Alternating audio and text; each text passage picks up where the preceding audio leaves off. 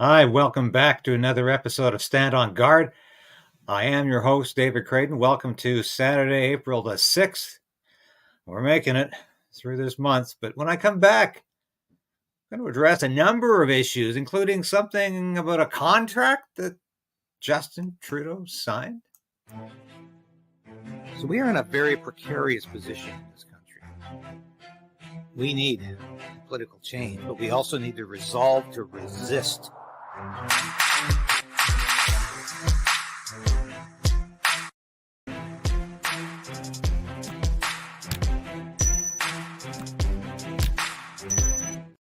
Yes, as my dear cat Sasha always used to like to demonstrate. Please ring the bell, like this program, support us if you can. Subscribe. Maybe you have to resubscribe. I hate to keep mentioning that, but it's happening all the time to stations like this. People are being unsubscribed because YouTube doesn't think they're real, thinks they're bots, or just doesn't want stations like this to thrive, I suppose. Maybe that's got something to do with it. But a number of issues to talk about today. I'm very excited about this show. I wrote a Substack article yesterday, which I'll be talking about momentarily. But I wanted to lead off the show with this great clip from Conservative Party of Canada leader Pierre Poilievre. And this is quite good. So I want you to watch this. Trudeau's not a liberal. It might surprise you to hear me say that. He's not a liberal. Liberals used to believe in liberty, and conservatives believed in conserving it. That was the common sense consensus we had in Canada. Justin Trudeau does not believe in liberty. He believes in government control. He wants to control your money. He wants to control your kids. He wants to control the economy, control your speech, control your bank account. He wants to control everything. That is illiberal. It's the opposite of liberalism. I don't want to run your life. I want to run your government. And a government that does a few things well rather than a lot of things poorly, a government that minds its own business and lets people live their lives.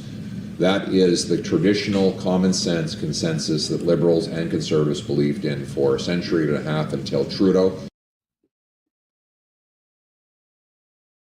Yeah. So that was the consensus. Now, I want you to have a look at this. This speech, this snippet of a speech, has developed a life of its own because Glenda M. put this up on X. And guess who reposted it and commented with a comment? Alex Jones. Yeah, he can be a little controversial, but he's 90% of the time he's right. He was dead wrong, about Sandy Hook, and he knows that he does not want his entire career to be judged on the basis of that one story. He's been right about so many things, and he has sent Glenda's post into the stratosphere by reposting it because Alex has huge following out there. So I think that's great. Glenda is watches my show. She's an avid viewer and she's a fan of this show. So Glenda, good job, good work. Now there's been some folks, and political commentators, as they call themselves, who have suggested that the Liberals might use this against Pierre Poilievre in the next election. Because Alex Jones he's controversial, and people on the woke left just think he's like the Antichrist. They can't stand him. Well, maybe Antichrist is the wrong word because the woke left people don't believe in Jesus Christ and they don't support anything Jesus said. So maybe that's the wrong word. He is anathema to the woke left, Alex Jones. So you think the Liberal Party might use this in their advertising against Poilievre? Well, of course they will, duh. They'll use anything against Pierre Poilievre that they think might stick even for a day. So they'll use this against, but it's be fruitless. It's a fruitless effort. It really, really means nothing. It really means nothing. So we're going to keep putting material like this from Pierre Poilievre on the screen because when he talks about a mind your own business conservative government, I'm saying thumbs up to that. Yeah, thumbs up to that. I'm saying hooray. I'm saying I support that because I want the government out of my life. I want to stop taxing me to death, stop regulating me to death. Stop telling me how children should be raised. Stop telling me that it's easier to get medical assistance in dying than it is to get a cancer operation. Stop telling me that Canada can't do, or that we're all about climate change and carbon taxes and pride seasons. I want to hear more of that from Poilievre. But you know what I'm really interested in here? Kyle Kemper. Do you know who Kyle Kemper is? He's Justin Trudeau's half-brother. Yeah, he looks sort of like, you can imagine Trudeau looking had he lived in the 1960s. But Kyle is not a fan of his half-brother. He's not a fan at all. In fact, I'm going to show you a clip here. He's going to be appearing on Tucker Carlson, and he's going to talk about a contract that Justin Trudeau signed. Now, this might just be clickbait. This might mean nothing. But what kind of a contract did he sign? Contract with the devil? Sometimes it looks that way. Is it a contract with the World Economic Forum? Is that why Klaus Schwab praises Justin Trudeau so effusively all the time? Is that why Klaus Schwab says he has inserted himself, I think is the word he used, inserted himself, impregnated cabinets around the world, including Justin Trudeau? Is that what he meant? But let's listen to Kyle here. And as soon as we know what he's talking about, I'll let you know. But this could be significant. Make this video for you. Just here with my family in Florida. We're in Sarasota. You're trying to liberate Canada. I'm trying to liberate America with Bobby the Remedy Kennedy. Char, say hi. Oh, yeah. Oh, yeah. Anyways, Tucker, I would love to chat with you. Much love, much respect. As you may or may not be aware, my brother is Justin, and he signed a contract that totally sucks. He signed up for the first half of it. The last half, I don't think he knew was going to happen, but he signed a contract. So when you're a company man, you got to play ball, right? Anyways, I hope you're doing absolutely amazing, and thank you for all that you do and all that you are, and I look forward to connecting. See you, buddy. Bye. Okay, so what's the second half? Is that eternity in hell, or is that economic catastrophe for Canada in the end of life as we know it on this at this country? I don't know, but I think we're going to find out, though. This is fascinating, and we like to stay abreast of these things. Now, moving right along, we've got so much to get into right now. It's quite fascinating, and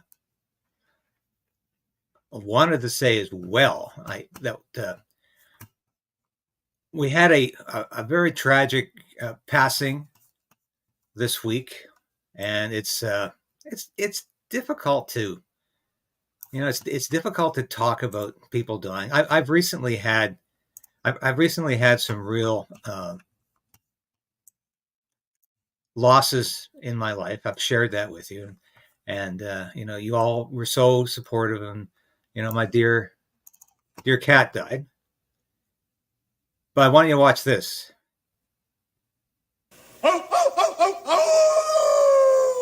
This, of course, is Joe Flaherty.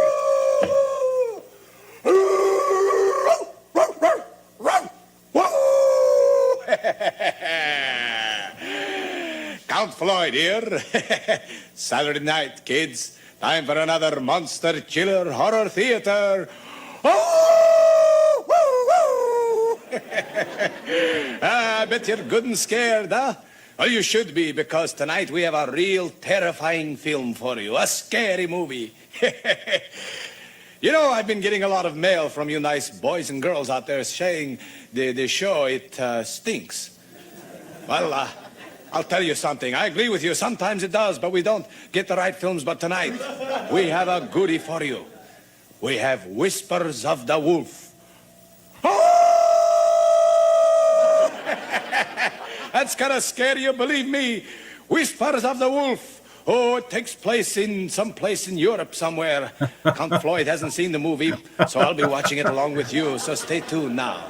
You're gonna be scared right out of your pants. Or dresses, or whatever you wear.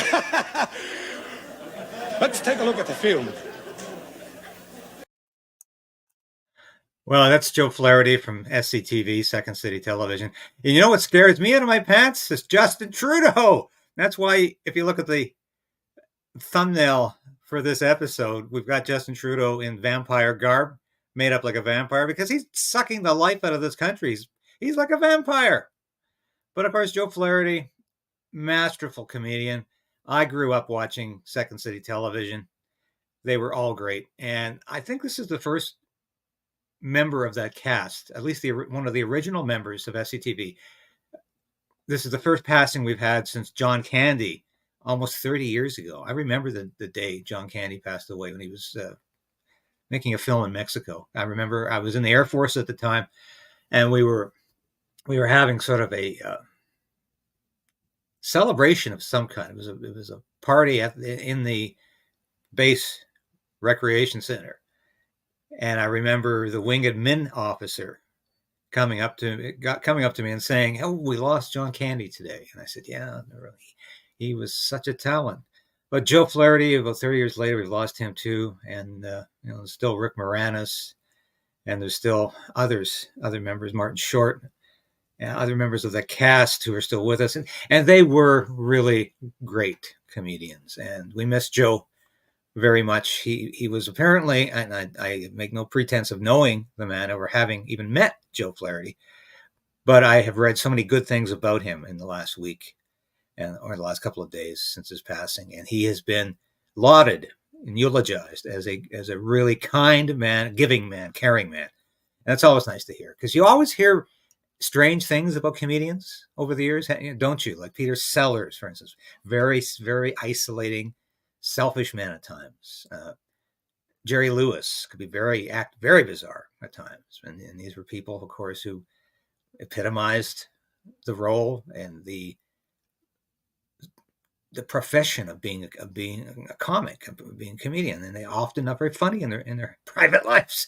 But Joe apparently was a really nice guy. So I just wanted to spend that few minutes remembering Joe Flaherty. All of you who grew up with SCTV, there's just so many moments that are the classic moments of Canadiana that transcend Canada, of course. You remember It's a Canadian Fact, which was poking fun at StatsCan, coming up with some, these ridiculous statements that were authorized by the government of Canada. It's a Canadian Fact. Brought to you by FaxCan. I used to love that, but fond memories, and I still, will put that show on, and it's as fresh as ever. You're missed, Joe. Thank you so much for your work, and I wanted to move on to what else have I been doing lately. And of course, the House wasn't sitting for the last 2 weeks. We're back again Monday with Question Period Live, and apparently we've got some movement from the Justice Foundation on the online harms bill. There's an event on Tuesday I will be covering, and I hope we're pushing back on this. I'm not seeing enough action, enough concern outside of my usual suspects, the people who, like me, are on broadcasts like this, or who are writing for publications like the Post Millennial or Rebel or True North, the new media or independent media. They seem to be the only ones really, really concerned about this. I've seen some good articles, mind you, from legacy media columnists who usually are unconcerned about Justin Trudeau taking their free speech away, but they do seem to be concerned about this. I'm not seeing enough concern from the official opposition, the Conservatives. I keep saying that. Yes, I know Poilievre has talked about C11 and C18 a little bit. He's talked about repealing at least C11, but he's got to fight the online harms bill, because it's going to mean people like you and I are going to be gagged, especially people like I. If you're doing an internet broadcast, I will be subject to a whole raft of anti-speech, hate speech laws and regulations that could put me out of business, kick me off of the air. Everyone who loves free speech should be concerned about this bill. So I encourage you to do that. Wanted to touch on another matter. I don't often talk about my Substack life. Substack's a wonderful place to find those articles and columns that might not get published elsewhere, whether it's legacy media or whether it's new media. I'm not saying everything on there is white hot or controversial, but it's some very good writing. I mean, Seymour Hersh now, the guy who exposed the bombing of the Russian pipeline, Nord Stream 2, as being an American operation. Seymour, and who I've interviewed twice, and I want to get back on my show again soon,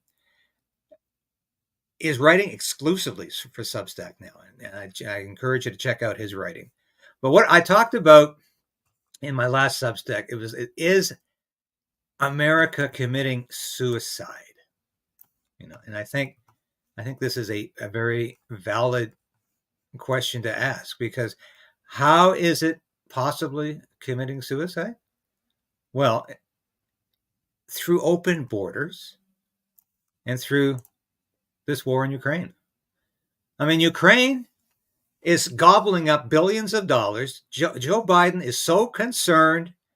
He's so concerned about the integrity of Ukraine's borders, the sanctity of Ukraine's borders, that he's prepared to go to the brink of nuclear war. We have not seen brinkmanship like this in 50 years.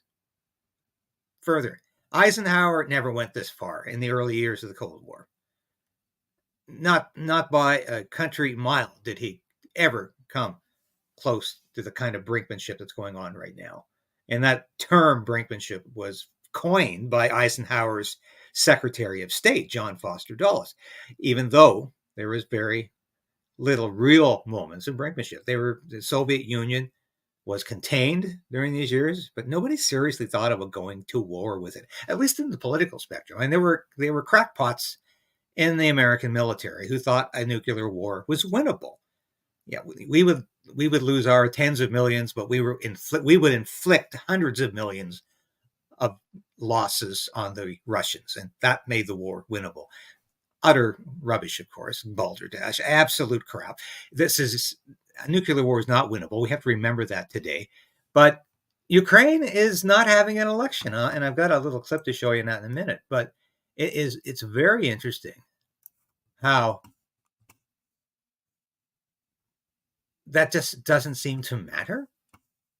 It just doesn't seem to matter to the powers that be.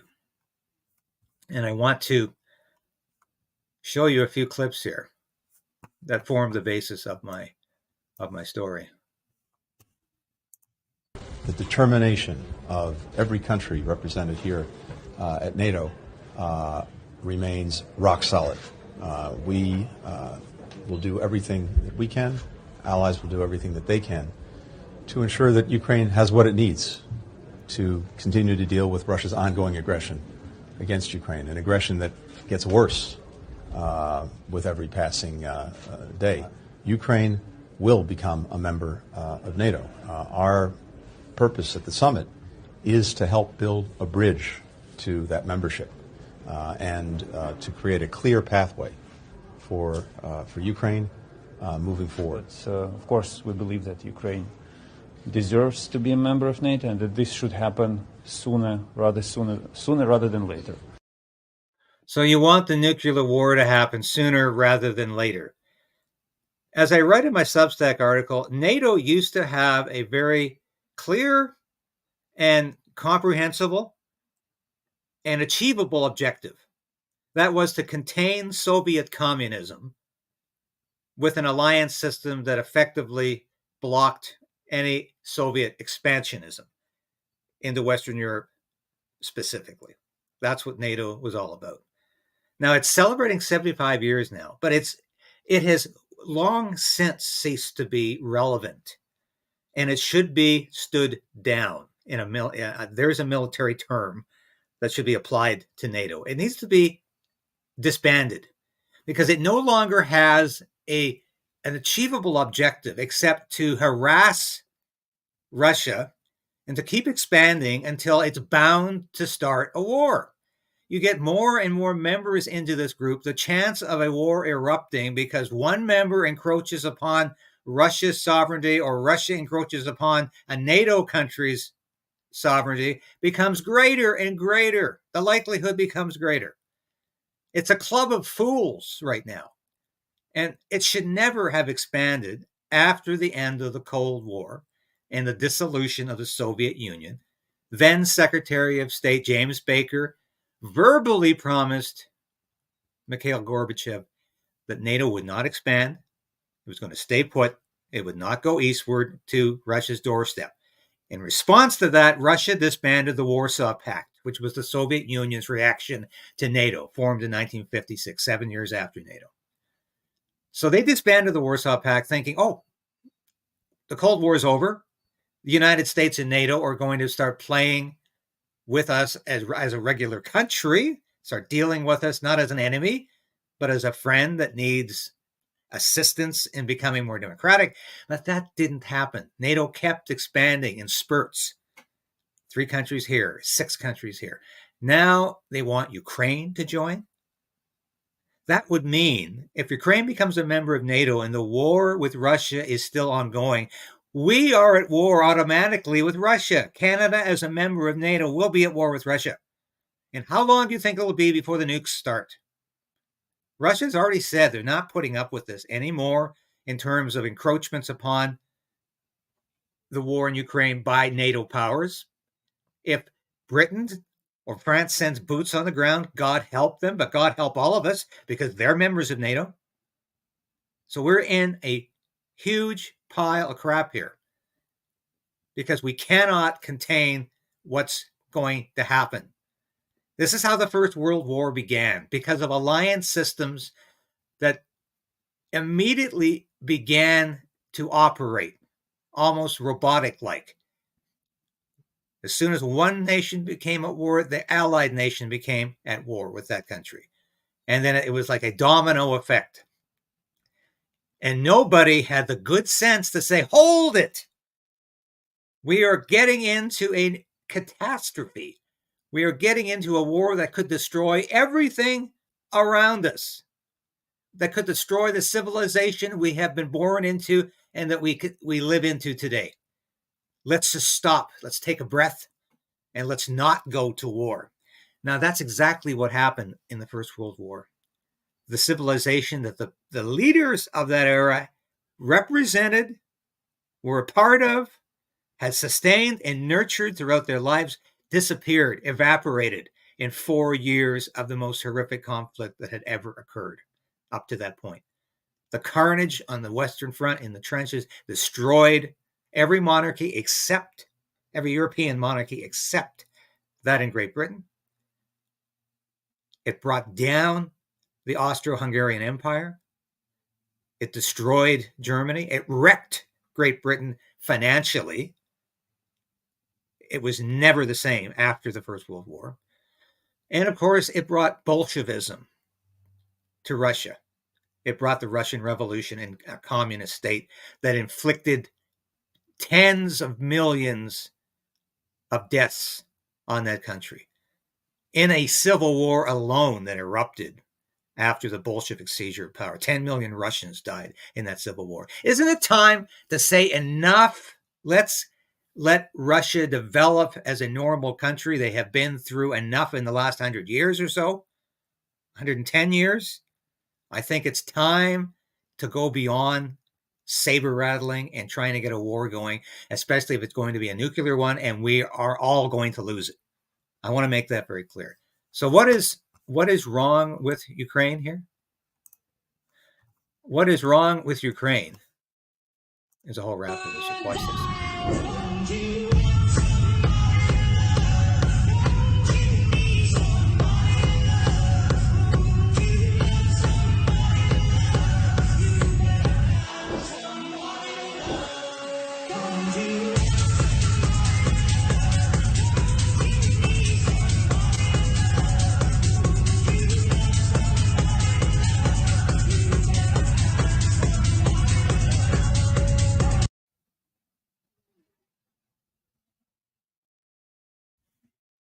What is corruption? That post depicts the mansions that the corrupt politicians and oligarchs are buying with the money we have sent to the black hole of Kiev. It's not going all to armaments. And they're selling some of the armaments anyway once they get them to make a profit off those. It is going into the pockets of corrupt politicians, including Zelensky, Volodymyr dear, Zelensky, the president of Ukraine. They're all putting this money into yachts, mansions, and Swiss bank accounts. Now, that is a fact. And we are using Ukraine in a proxy war with Russia, and we're having hundreds of thousands of young Ukrainian men and women die as cannon fodder on the battlefield. Well, we continue to sell arms. Well, the military-industrial complex, it continues to sell arms to the government, who then gives them to Ukraine. Canada has been no different. We have basically starved our own military of resources. We have no Leopard tanks left. We have lost them all to Ukraine. They have been destroyed on the battlefield. Now, we might have some in surplus. I'm not 100% certain of that. My sources tell me we might have lost them all. We certainly, every tank we gave to Ukraine has been destroyed by Russian anti-tank fire or Russian tanks. They're gone. And we continue to pour billions into a war that is inevitably going to be lost by Ukraine. In fact, it has been lost. It's what they're doing now in the final stages of the consolidation of victory for Russia. Now, I'm not going to get into whether the invasion was illegal or not. This goes back much further than the Russian invasion of Ukraine a couple of years back. This goes back to 2014. And we don't understand all of the elements that are going on in that country, that have gone on in that country for centuries. But we don't need to start a nuclear war over this issue. And that's, I'm afraid that's where it's going. Now, Zelensky, like I said, has canceled the election. And this is ironic. Russia just had an election. And of course, it was corrupt and there was no one else on the ballot. Actually, yeah, there were other people on the ballot, including the Communist Party, which is still running candidates. So yes, they did have an election. And yes, there was massive participation. No, there weren't army soldiers positioned at ballot boxes to intimidate and threaten people to vote for Vladimir Putin. That was nothing but bad propaganda from Ukraine. And ironically, after all of the fuss about this election in Russia, Ukraine is canceling theirs. Listen to this. Is that under the Ukrainian constitution, they're in martial law right now, and they have been since 2022, and you can't hold elections during martial law under it. So that's the official reason. And to change that, they would need to lift martial law, which then would essentially be saying that the country is no longer in conflict. Now, that is the reason that's been given. We'd heard from Zelensky back in August of last year saying that he was open to holding an election, but he quickly changed his mind. And there is a lot of reasons behind that, because a lot has changed since he made that statement. Now, the Committee of Voters in Ukraine say that this is about political calculation. This is a body that wants to defend the rights of people to be able to go to elections like they should have been held by now in Ukraine. And it has said what this is about is the fact that since August, Zelensky's approval ratings have tumbled. They've gone from the dizzying heights of 90% all the way down to around 60%. Even more so, Nikki, that there are polls showing that if the former commander of the Ukrainian army, this is General Zaluzhny, who was sacked recently, if he stood against Zelensky right now, he would beat him hands down. So a political decision possibly relating to the fact that the approval rating for Zelensky just isn't there right now. That is interesting, isn't it? I mean, the West has always called Ukraine a beacon of freedom and democracy. Do any of Kiev's sponsors mind the fact that Zelensky has essentially cancelled the elections and turned into an unelected dictator, really? It seems not, if you speak or listen to what the leaders have to say. Now, Zelensky had gone to them with an idea, and that was, we can hold elections if you're prepared to pay for those elections. And the West West didn't want to, and it's not difficult to understand why. It's estimated the election would have cost some $200 million. And as we know, funds from the West aren't easy to get for Ukraine at the moment. And when Zelensky was asked, well, why doesn't Ukraine pay for its own elections? He said, and I'm quoting here, I won't take money from weapons and give it to elections. And that says a lot. But let's hear what some of the reaction has been, not just from Zelensky, but from the West itself. We all realize that now it is wartime when there are many. Yeah. So he might lose. So Zelensky doesn't want an election. And here, this war is supposedly about to make the world safe for democracy. It's all about freedom in Ukraine. Sorry, I heard that first one about making the world safe for democracy before. I think it was applied to the First World War, and it didn't actually work out that way. The world was not safe for democracy after the armistice of November 8, 1918. It actually resulted in the rise of communism and fascism and Nazism and Japanese militarism in the Far East. So I don't think that war made the world safe for democracy. And this one isn't doing that either. It's not even making Ukraine safe for democracy. So that's the hypocrisy going on here from this Zelensky clown. And that's what he is. He's a clown in combat fatigues, or activewear, if you will, and who just never seems to know anything except putting his hand out and asking for money. That's what he does best. But he's an actor like our own Justin Trudeau. He's playing a role. He's playing president of Ukraine, and that's all that's going on here. So don't hold your breath waiting for democracy to come back to Ukraine. It's not going to happen. And the United States held 2 elections during the Second World War. Now, it's true. In 1940, the United States was not yet in the Second World War, but there was still a massive war on. They had another election in 1944 when the war was still very much a going concern. It was post D-Day. The end of Nazi Germany was in sight, but nobody could predict what was going to happen in the Pacific theater, where Japan was fighting on. And this was before the atomic bomb had even been tested. So President Franklin Roosevelt could have easily said, hey, we're not going to have an election because the times are just too shaky right now. And besides, maybe I won't win. But that didn't happen, thank God, because and Roosevelt did set an example for having an election during a war, because you need to do that. If you're fighting for democracy, you have to be one. And Ukraine is not a democracy. It's a despotic regime run by a clown with very, very sticky fingers. Anyway, we got lots to do next week. We're back at the House of Commons for question period. I'll be covering the Justice Foundation work and whatever else comes up in the daily workings of our house, because these guys have been away for 2 weeks.